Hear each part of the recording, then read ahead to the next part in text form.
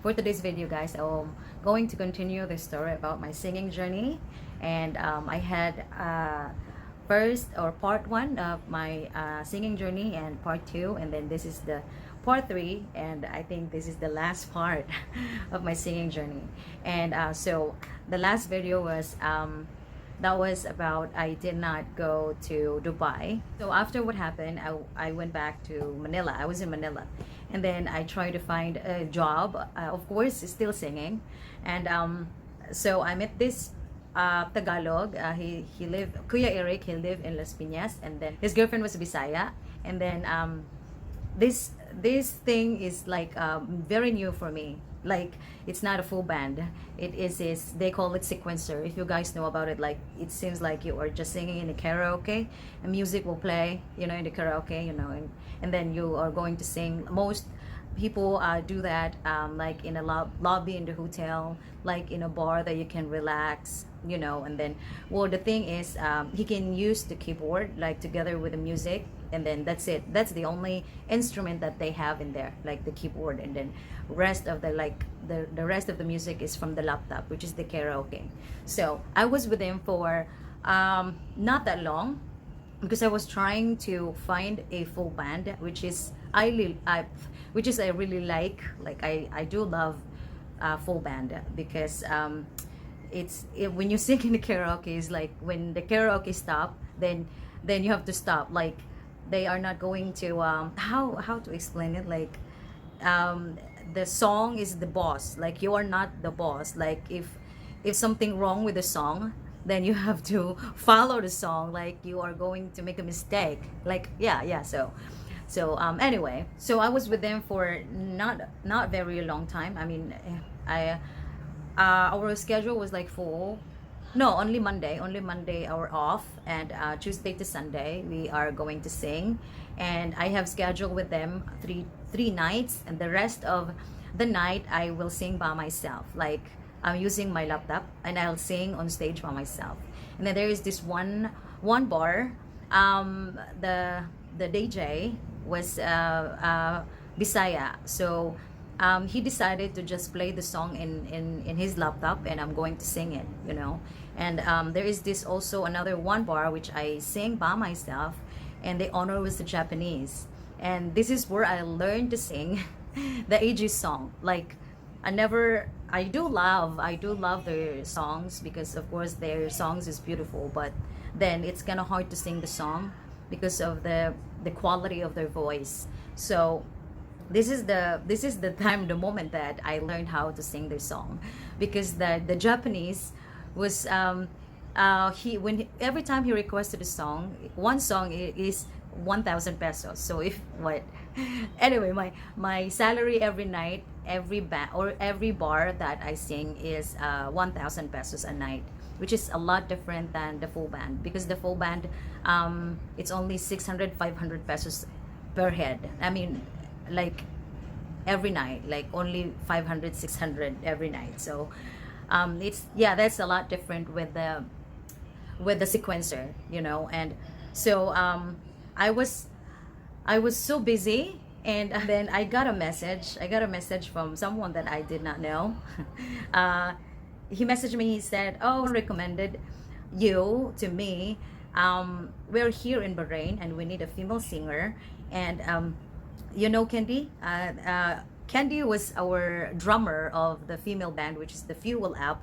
I was talking about the part two of my video. So I did not know. Maybe the reason why she recommended, because I think she felt bad about what happened, that I did not join with them in Dubai. So that I think they are friend. And then he messaged me and he said that I already have your video, and we saw it and we like you, and if it's possible that this Sunday you can, our boss, like the owner of the hotel in Bahrain, is going to Philippines to meet me and other like business something, I don't know.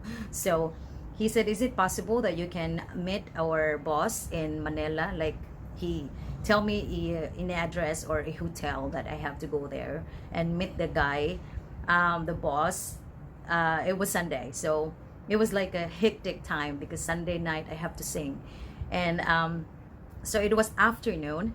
I went to the hotel and I met the guy and the boss, which is, I think he was an Arab, talking to him. And yeah, and that was it. It's not even like not even like an hour that I talked to him. I think he would just wanna see me or something. I was very nervous. It was like, oh, but I did not expect anything though. I was just trying my best.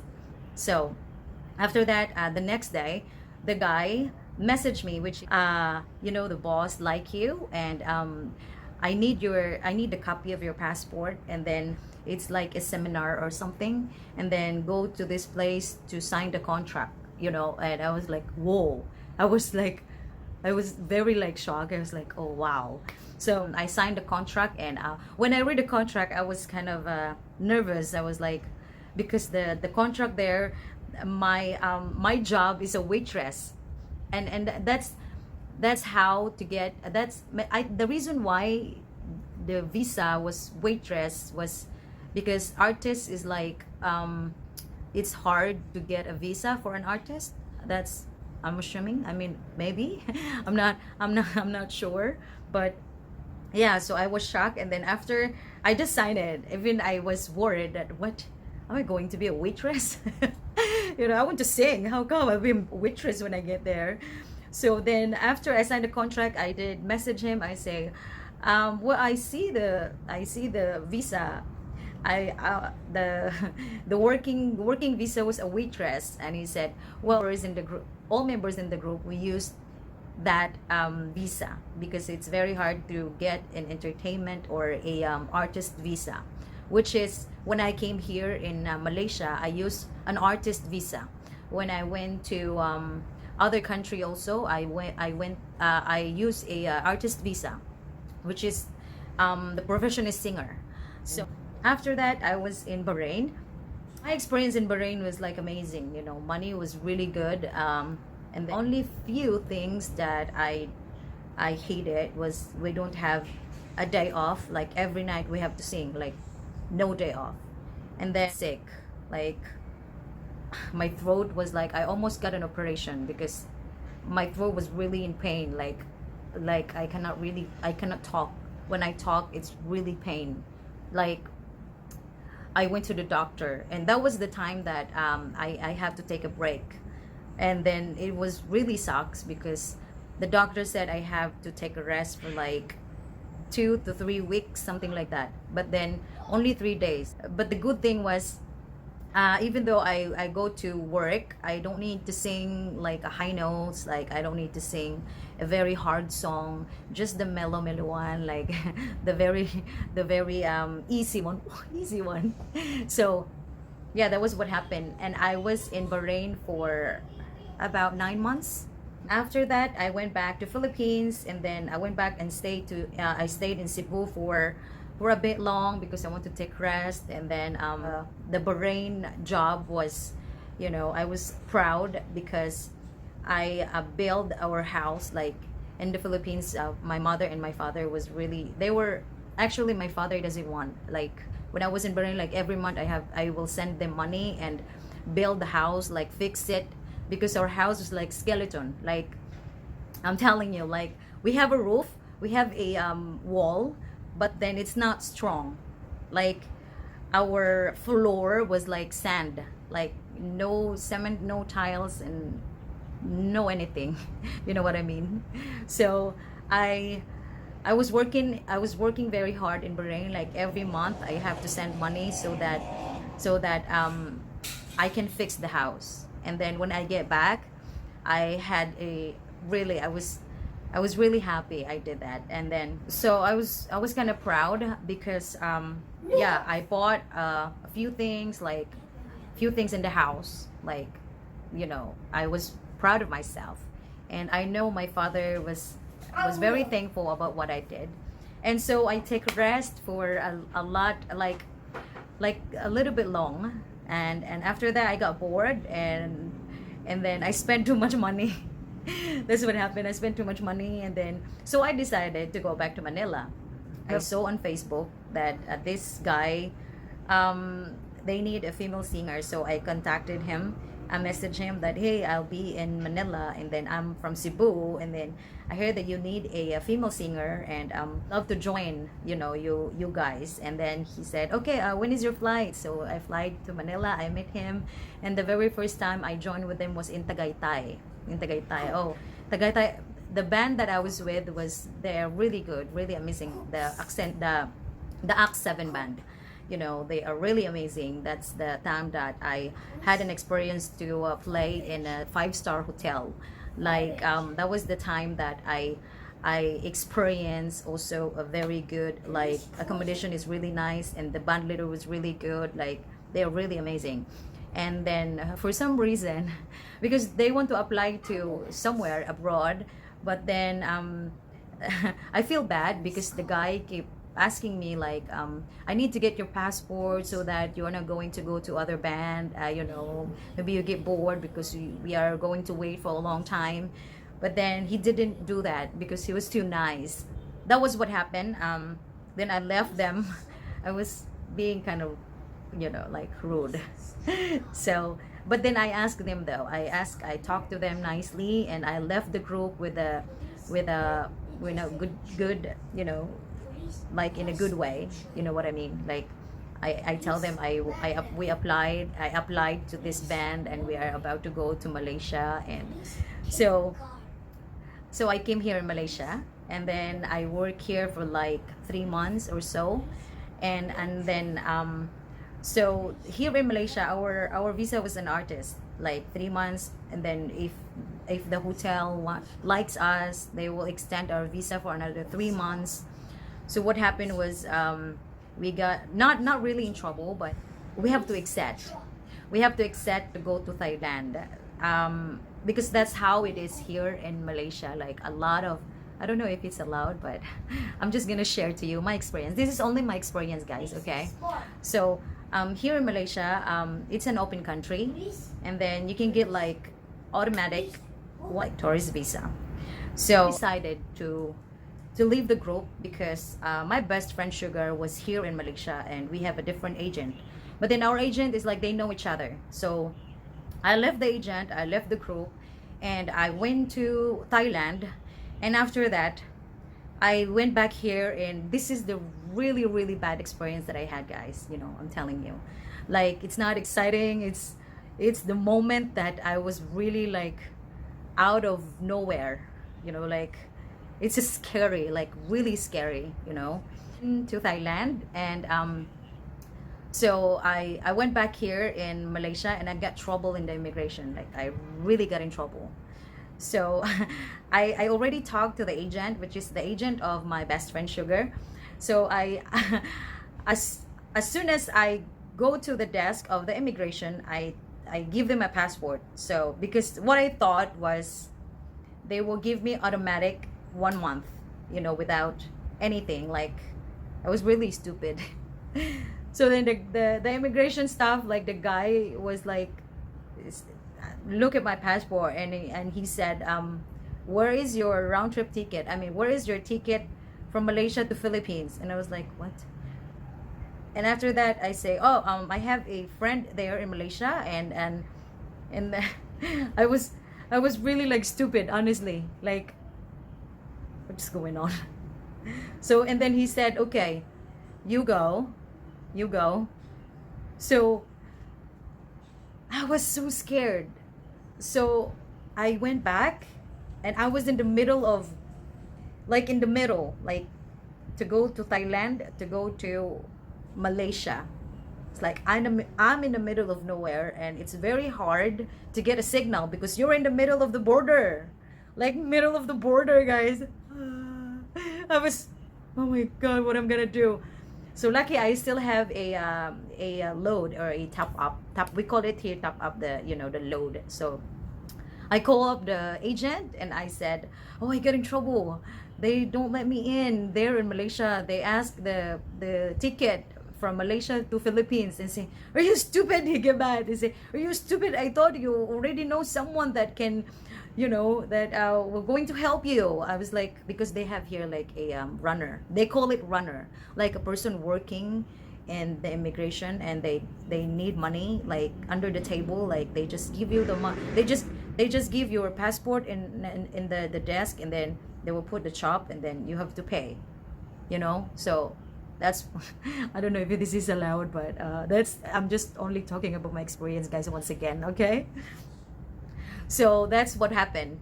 And then he said he was really mad. He said, okay, try to go back to Thailand. I was like, what I'm gonna do is say, okay, if you can go back to Thailand, I will contact my friend, and he will meet you tomorrow or maybe later on. And then the bad thing was, like, only 500 baht. It's 500 pesos, equivalent to 500 pesos in my pocket. Really sucks. So I would try to go back to Thailand immigration, because when I go to immigrate, Malaysian immigration didn't accept me. So I need to go back and try to go in again in Thailand. And so the guy in the front desk was looking and say, oh, you just came back. You just, you just left. I mean, you're already here like few hours ago. I was like, yeah. And he said, okay, you go to that room. Oh my God, I'm telling you, everyone. When he said go to that room, you know what's inside my head was, oh no, I think I'm gonna go to the prison, or maybe they will put me in the prison and then deport to go back to Philippines. That's what in behind of my head was like, oh my God, what I'm gonna do. So I go straight to that room. And then when I got there is this officer. The officer was like really mad. And then there is like a family, like Filipino. They are all Filipino, like their family. Like the daughter was she was a teacher in Thailand, and then she wants to bring her family to go to Thailand. And then they are, what they do was from Philippines to Malaysia, Malaysia to Thailand. That's what they were in trouble. Like same me. They were really in trouble. It's a family, mother, father, and then the daughter, and the daughter have family too, like the husband and two daughters. So they were sitting there, and I was sitting beside them, and I was holding my passport, and I was shaking, like shaking, guys. So so I talked to the old woman, and they said, what happened? And she said, we get in trouble, they don't let us in Thailand. I was like, oh, okay. And then one officer was really, really, really mad. Like he can really, look at all the people there inside, and his face, you can tell his face was really mad, and he was talking like blah blah blah blah, like that. And then a few minutes, there's this one officer came in, and he was talking to the other officer, like really nice, like, oh, like that, blah blah blah blah, they were talking. And the other officer was like really mad, like shouting like Allah, like that. So Allah no, not like that. So so they were talking, they were like really, they were fighting, something like that. And then a few minutes after they're talking, the guy was like, okay, like that, all the passport, give me all the passport, like that. So, and then the old woman said, okay, you can give also your passport, give your passport. I was like, really? So I also give my passport. Ooh, it seems like I have something on my throat, and then that I cannot breathe, or something like really annoying, and then I can breathe after after it's gone. Like they chopped my passport for another 2 weeks. And then I was like, wow. So that, I feel like those family was my angel, like, I mean I was really lucky. Like, I don't know how to explain it. Like, I keep telling them, I keep saying thank you to them. And then so after that, so the problem, I got another problem, because that was problem solved.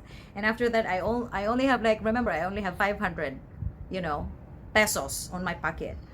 And then they were very nice and good family. Like they let me ride the van without me giving them money. And they just asked me, where are you going in Thailand? And say, I want to go in Hat Yai.